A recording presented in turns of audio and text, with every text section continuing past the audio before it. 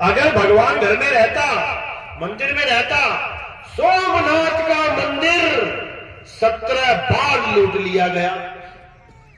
तुम्हारे घर में कभी चोरी हुई होगी, एक आधी बार, 2 बार हो गई होगी। तुम भी इतने होशियार हो कि 17 बार चोरी नहीं होने दूंगा मैं, कुछ ना कुछ इंतजाम कर लोगे। लेकिन भगवान सोमनाथ के मंदिर में 17 बार मुसलमानों ने, विदेशियों ने डाका डाला और चोरी करके ले गए। क्यों नहीं रोक पाया भगवान? क्यों नहीं रोक पाया? क्योंकि मंदिर में भगवान नहीं रहता।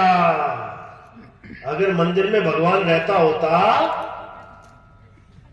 सोचो, चोरी नहीं होती, एक भी दंगा ना होता, एक भी चोरी नहीं होती। अगर एक गली में 4 पुलिस थाने खुल जाएं, छोटी छोटी चौकियां, आएगा चोर कोई? सपने में ना आएगा कभी। चोर भी वहां चोरी करता है जहां पुलिस वाले ना हो, लेकिन मंदिर में चोर घुस के चोरी करता है। बताओ, यानी पुलिस वालों से भी कमजोर है भगवान।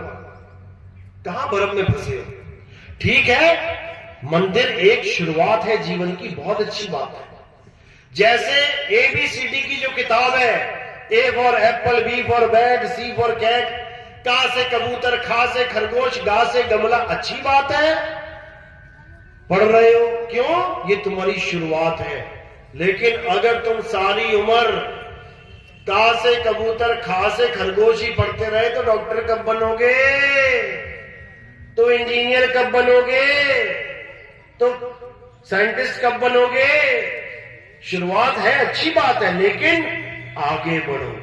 मंदिर अच्छी बात है, क्योंकि छोटे से बच्चे को तुम आत्मज्ञान नहीं सिखा सकते।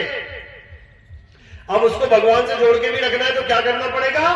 मंदिर जाना सिखा सकते हो। ले बेटा जल पकड़, मंदिर में शिव जी के ऊपर डाल के आ, इतना काम तो वो कर लेगा, अच्छी बात है। गलत काम से, लाख गलत काम से बच के एक पूजा कर रहा है, अच्छी बात है। लेकिन सारी उम्र वो पत्थर को ही भगवान मान के बैठ जाए, गलत बात है, क्योंकि भगवान कभी पत्थर के थे ही नहीं। बता दो कौन सा भगवान पत्थर का था? बोलो, क्या राम जी पत्थर के थे? नहीं। क्या कृष्ण जी पत्थर के थे? नहीं। बता दो अगर थे। अरे वो तो पत्थर को भी इंसान बना गए, अहिल्या को नहीं बनाया क्या? अहिल्या पत्थर की थी। पत्थर का कौन हो जाता है? जिसको श्राप लगता है। अहिल्या को श्राप लगा, वो पत्थर की होगी, भगवान ने पैर लगा के उसको इंसान बना दिया। और तुमने भगवान को ही पत्थर बना दिया, उल्टा काम कर दिया तुमने। बताओ, विवेक लगाओ, बुद्धि लगाओ। पत्थर भगवान नहीं है। भगवान कहां है? हे अर्जुन, मैं हर जीव की आत्मा में विराजमान हूं। मेरा स्थान आत्मा है, क्योंकि मैं स्वयं एक आत्मा हूं। वो आत्मा में विराजमान है हमारे, इसीलिए आत्मा अजर अमर अविनाशी है। शरीर अजर अमर अविनाशी नहीं है। अब अर्जुन ने पूछा कि फिर आत्मा का ज्ञान हम कैसे प्राप्त करें? अध्याय 4 34वां श्लोक। हे अर्जुन, जो ज्ञान मैं तुम्हें समझा रहा हूं, आत्मा का ज्ञान, इसे प्राप्त करने के लिए तुम ऐसे संत की शरण में जाओ जिसने आत्मा को जान लिया है। जो आत्मा को जानता है, जो आत्म ज्ञान से परिपूर्ण है, केवल वही तुम्हें आत्मा का ज्ञान बता सकता है। एक बार आत्मा का ज्ञान हो जाने पर तुम कभी भी अज्ञान को प्राप्त नहीं होगे। यानी अब तुम्हारे अंदर आत्म ज्ञान आ गया, अब तुम अपनी आत्मा को जान गए हो। अब तुम पत्थरों में भगवान नहीं ढूंढोगे। तुम्हारे पीछे 4 गुंडे पड़ जाए तलवार लेके मारने के लिए, सामने 100 फुट की हनुमान जी की मूर्ति है और उसी के 100 मीटर दूर पुलिस थाना है, किस तरह भागोगे? बताओ, बचने के लिए कहां जाओगे? पुलिस थाने में जहां 4 आदमी बैठे हैं पुलिस वाले, या उस 100 फुट की मूर्ति के पास भागोगे, उसके पीछे छुपोगे जाके? क्योंकि हनुमान जी के पास गदा भी है। बताओ कहां जाओगे? बोलो। पुलिस थाने। हनुमान जी के पास कौन जाएगा? हाथ खड़े करो जरा। कोई नहीं जाएगा। अरे खड़े कर दो भाई, क्या पता बचा ले, भगवान है। अरे भाई अब क्यों विवेक जाग गया? हाथ खड़ा करो जिसको हनुमान जी में पूरा भरोसा है मूर्ति पे, वो मुझे बचा लेगा। देखो एक ने उठा लिया, बहुत बढ़िया, ये देखो पूरे उठ गए। जब इन्हीं के पीछे कोई पड़ेगा ना, फिर इनसे पता लग जाएगा कहां जाएंगे। याद रखना इस बात को, सुन लो, समझ लो। सबके सामने लोक लाज में उठा लेंगे, हाथ पूरे उठ जाएंगे। मंदिर में बैठा था टी सीरीज का मालिक गुलशन कुमार, मंदिर में बैठा था ना जी। किसको पता है मंदिर में बैठा था? सबसे बड़ा पुजारी था वो। इतनी कैसेटें निकाली उसने, इतनी कैसेटें निकाली जिसको सुन सुन के तुम भी भगत बन गए, पता है ना जी। उसको मारने के लिए वो लोग कहां पहुंचे? मंदिर में। मंदिर छोड़ के कहां भागा पता है तुम्हें? नहीं पता। ये कहने की बातें हैं। अभी कुत्ता पीछे पड़ जाए ना, मंदिर छोड़ के तुम आगे भाग जाओगे। ये कहने की बातें हैं, लोगों को भरमाना नहीं है, विवेक जगाना है। कुछ अच्छी बात करनी है, समझदारी वाली बात करनी है। वो हनुमान जी की मूर्ति तुम्हें नहीं बचा सकती, क्यों? वो पुलिस वाले तुम्हें बचा लेंगे, क्यों? कारण जानो इसका, क्योंकि वो हनुमान जी की मूर्ति सीमेंट से बनी है, इंसान ने बनाई है। लेकिन उन आदमियों को इंसान ने नहीं बनाया है। अब ये मत कहना कि मां बाप ने बनाया है। मां बाप ने केवल शरीर बनाया है। जो शरीर को चला रहा है वो कौन है पता है? कौन है वो? आत्मा। आत्मा। किसने बनाई है कोई माई का लाल जो आत्मा को बना दे? उस मां बाप ने नहीं बनाई आत्मा। अगर मां बाप आत्मा बना देते तो कोई बच्चा पैदा ना होता मरा हुआ। अगर मां बाप आत्मा बनाते होते, बच्चा पैदा नहीं होता मरा हुआ। आत्मा अजन्मा है, आत्मा नित्य है। जब शरीर नहीं भी होता है, दुनिया नहीं भी होती है, आत्मा तब भी होती है। गीता पढ़ो जाके, इसका सवाल का जवाब तुम्हें गीता में मिलेगा। और ये मत कह देना गीता भी झूठी है। आत्मा तब भी होती है जब आपका शरीर छूट जाता है। आत्मा तब भी होती है जब आप पैदा भी नहीं होते हो। आत्मा शरीर की कोई मोहताज नहीं है। आत्मा अजन्मा है। आत्मा कभी जन्मने में और मरने में नहीं आता।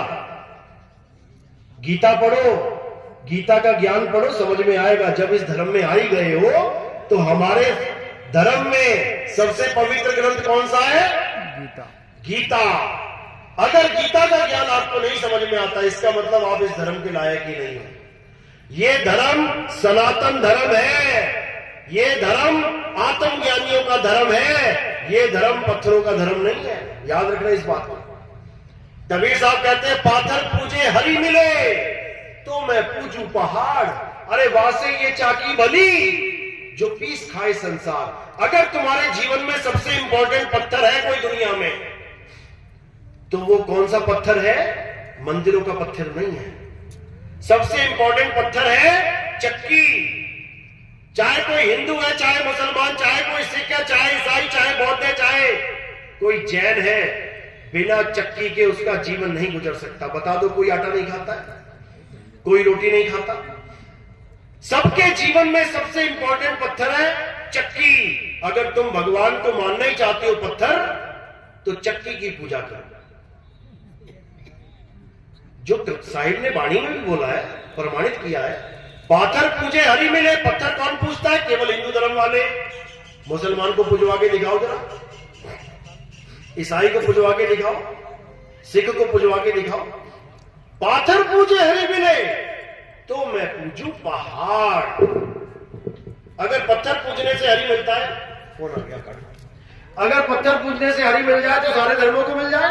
केवल हिंदू धर्म क्यों कर रहा है काम? पत्थर पूजने से हरि नहीं मिलेगा।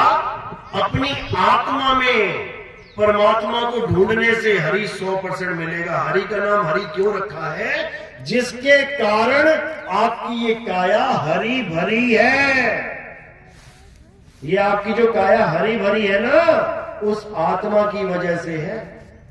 तुम अपनी मां को मां कह रहे हो, पिता को पिता कह रहे हो, बच्चों से प्रेम कर रहे हो, उसके शरीर को कुछ होने नहीं दे रहे हो, केवल आत्मा की वजह से। जैसे तुम्हारे पिता की आत्मा अलग होगी शरीर से, तुम उसी पिता को उठा के फूंक के आ जाओ। और जीवित पिता की उंगली, जीवित मां की उंगली आग में डाल के दिखा देना, तुम मान जाओ तुम्हें मैं। क्यों नहीं डाल पाओगे? आत्मा की वजह से। आत्मा है तो पिता के साथ पूरा प्रेम है, उंगली भी नहीं काट सकते उनकी, जला नहीं सकते। आत्मा चली गई, छोड़ दिया शरीर को, अब पूरा पिता ही उठा के तुमने फूंक दिया। तो किस चीज की महत्व है जीवन में? शरीर तो पहले भी था, मरने से पहले, मरने के बाद में, शरीर तो दोनों अवस्थाओं में है। आत्मा की वजह से सब कुछ है भाई, और तुम उसी आत्मा को नहीं जान पा रहे। हनुमान जी को जब पूछा गया कि तेरा राम कहां रहता है, तब उन्होंने कोई मंदिर का एड्रेस नहीं दिया कि वहां फलाना मंदिर में राम रहता है। क्या किया उन्होंने? अपनी छाती फाड़ के दिखाई कि मेरा राम मुझ में रहता है, तभी तो मैं चल रहा हूं। ये आत्म राम है जो सब में बैठा है। घट घट मेरा साइया, सोनी सेज न कोय, और बलिहारी व घट की, जिस घट प्रगट हुए।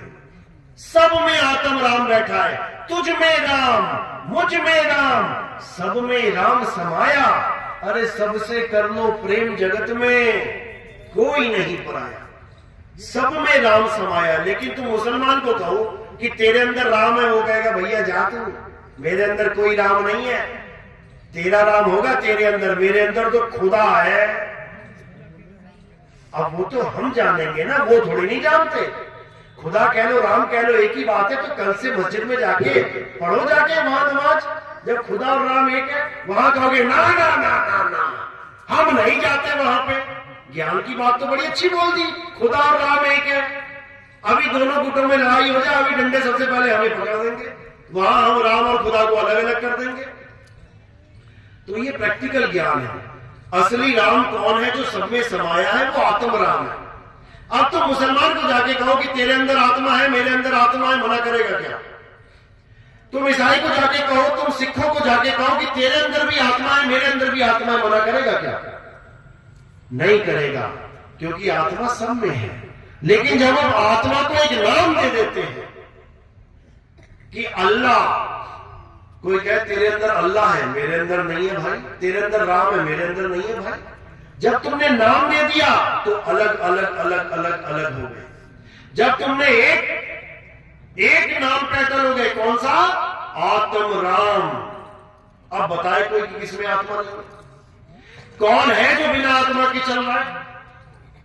अगर तुम कोई पूजा पाठ कर भी रहे हो, दीपक जला भी रहे हो, तो उस आत्म राम की वजह से।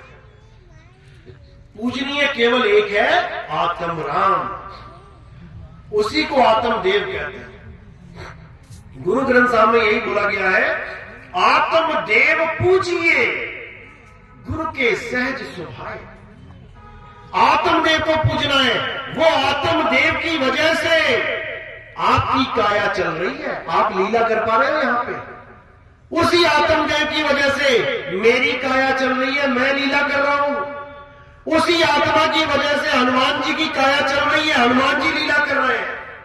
उसी आत्मा की वजह से कृष्ण जी, राम जी की लीला हो रही है। उसी आत्मा की वजह से रावण चल पा रहा है। उसी आत्मा की वजह से कुंभकर्ण, मेघनाथ अपनी लीला कर रहे हैं। उसी आत्मा की वजह से सारे संत महात्मा लीला कर रहे हैं। हमें शरीरों को त्याग के आत्मा को प्रेम करना चाहिए। जिस आत्मा की वजह से राम जी खड़े हैं, जिस आत्मा की वजह से कृष्ण जी खड़े हैं, जिस आत्मा की वजह से रावण, कुंभकर्ण, मेघनाथ, रविदास जी, मीराबाई, कृष्ण जी, आप, हम खड़े हैं, उस आत्मा को जानना चाहिए। उस आत्मा को जानने के बाद तुम्हारे सारे भ्रम टूट जाएंगे। तुम्हें समझ में आ जाएगा कि मैं शरीर नहीं हूं। जब मैं शरीर नहीं हूं तो राम जी शरीर कैसे हो सकते हैं? शरीर तो नाशवान है। अगर मैं शरीर नहीं हूं, मैं आत्मा हूं, मैं अविनाशी हूं, तो राम जी कैसे शरीर हो गए? तो कृष्ण जी कैसे शरीर हो गए? शरीर तो नाशवान है भाई। गाते भी है, ईश्वर अंश जीव अविनाशी। अविनाशी, देखो कितनी जल्दी बोल दिया अविनाशी। अरे अविनाशी होके पत्थर को भगवान मान रहे हो, जिसका नाश हो जाएगा, टूट जाएगा, बिखर जाएगा, तो फिर अच्छा काम हो रहा है या नीचे जा रहे हो? जब तुम अविनाशी हो तो कम से कम ऐसे भगवान की पूजा करो जो अविनाशी हो। तुम उसकी पूजा कर रहे हो जिसकी उंगली टूट गई तो उठा के मंदिर से बाहर कर दिया। इसको समझो, ये एक जन्म मिला है तुम्हें, इस एक जन्म में उस अविनाशी को ढूंढ लो जिसके तुम अंश हो। तुम पत्थर के अंश हो क्या? पत्थर से पैदा हुए हो क्या?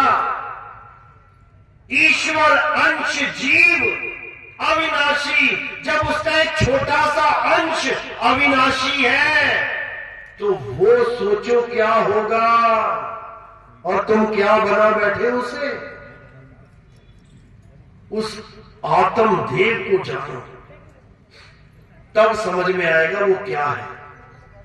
नहीं तो ये जीवन बर्बाद हो जाएगा मेरे भाई। उसके बाद 1,84 खड़ी है सामने। एक ऋषि था, पूरा दिन पूजा पाठ करता था, पूरा दिन मंत्र जपता था, हरे राम हरे कृष्ण ओम नमो भगवते वासुदेवाय राम रामाय रमा। पूरा दिन वेद पुराण पढ़ता रहता था। पढ़ते बूढ़ा हो गया तो देखा कि एक दिन उसके आश्रम में एक हिरण का बच्चा आ गया। अब हिरण का बच्चा आ गया तो उसको बड़ा प्यारा लगा। अब खूब घास खिलाए, इतना प्यार बढ़ गया, हर समय हिरण का बच्चा याद आने लगा उसको। एक दिन बैठा हुआ भजन में नाम जप रहा है, एकदम मौत ने दरवाजा खटखटा दिया। चल भाई तेरा टाइम हो गया। अब उसका ध्यान एकदम कहां गया? हिरण के बच्चे में। अरे मैंने इस हिरण के बच्चे को बांधा हुआ है, थोड़ी सी घास रखी है, वो तो खत्म हो जाएगी, खाएगा क्या? जब बंधा हुआ है तो छूटेगा कैसे? कोई भेड़िया आ गया, कोई चीता आ गया, शेर आ गया तो उसको खा जाएगा। बस यही सोचते प्राण त्याग दिए। सारी उम्र की भक्ति, सारी उम्र की भगवान के नाम के जाप, सारी उम्र के पूजा पाठ हवन यज्ञ धरे रह गए। और महाराज जी कहां चले गए? कहां गया? हिरण का बच्चा बन गया। समझे? जब वो सारी उम्र पूजा पाठ करके नाम जप के हिरण बन गया तो तुम कहां जाओगे? कौन सा नाम तुम्हारा साथ देगा?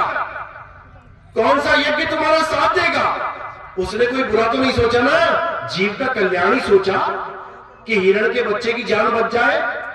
तब भी 84 में चला गया। बताओ जरा, कौन से भगवान ने उसकी मदद करी?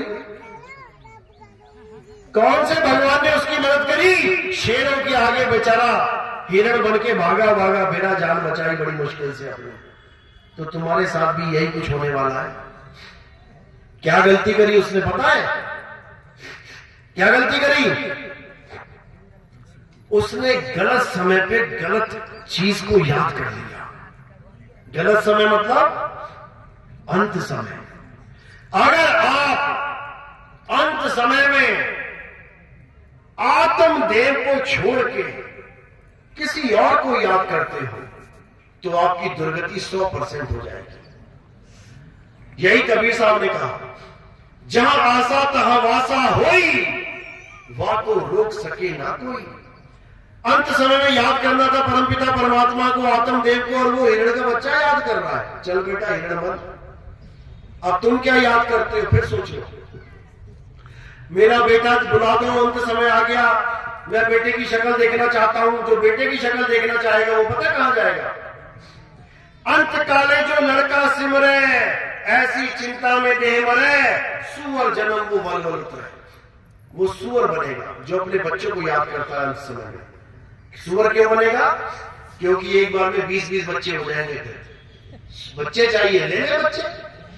5 बार बच्चे हो गए तो पूरी कौरवों की फौज इकट्ठी हो जाएगी। 20-2500 ले लो बच्चे। कितने चाहिए? जो पैसा याद करेगा, खेत खलियान याद करेगा, माया याद करेगा। अंत काले जो लक्ष्मी सिमरे, ऐसी चिंता में दे मरे। प्रेत सर्प जुनून बलबल उतरा। देखो खजानों में, गड्ढों में देखो, घड़ों पे देखो, सोने के अशरफियों पे सांप बैठे हैं, ये दुर्गति हो जाएगी। तो अंत समय में केवल आत्मा को याद करना चाहिए, आत्मा के अलावा कुछ याद नहीं आना चाहिए। लेकिन कैसे आएगी आत्मा याद? जब तुम्हारे जीवन में कोई आत्मज्ञानी गुरु आ जाएगा, आत्म ज्ञान देगा, तब तुम्हें समझ में आएगा कि आत्मा क्या चीज होती है, आत्मा का ध्यान कैसे किया जाता है। और जो अंत में आत्मा का ध्यान करेगा वो स्वयं आत्मा ही हो जाएगा। अब उसे यमदूत नहीं पकड़ सकते, अब उसे आग जला नहीं सकती, अब उसे वायु सुखा नहीं सकती, अब उसे जल भिगो नहीं सकता, अब वो कभी भी गर्भजून में नहीं आएगा, उसकी मुक्ति सदा सदा के लिए हो जाएगी। यही गीता का अनमोल ज्ञान।